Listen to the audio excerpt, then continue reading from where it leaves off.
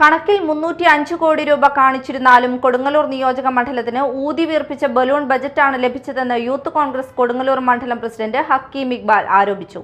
Youth Congress Kodungallur നിയോജക മണ്ഡലം കമ്മിറ്റിയുടെ നേതൃത്വത്തിൽ മാള സെന്ററിൽ സംഘടിപ്പിച്ച പ്രതിഷേധ സദസ്സിൽ അധ്യക്ഷത വഹിച്ചു സംസാരിക്കുകയായിരുന്നു അദ്ദേഹം. യോഗം ബ്ലോക്ക് കോൺഗ്രസ് വൈസ് പ്രസിഡന്റ് സോയി കോലഞ്ചേരി ഉദ്ഘാടനം ചെയ്തു. വർഷമായി 3 ബഡ്ജറ്റിലെ തുടർച്ചയായി ഇടനേടിയ കാര്യമാണ് മാള പഞ്ചായത്തിന്റെ ഈ ബസ് സ്റ്റാൻഡ് കെട്ടിടത്തിന് വേണ്ടി 15 കോടി വകയിരുത്തി നിർമ്മാണം നടത്തുമെന്ന് പറയുന്നത്.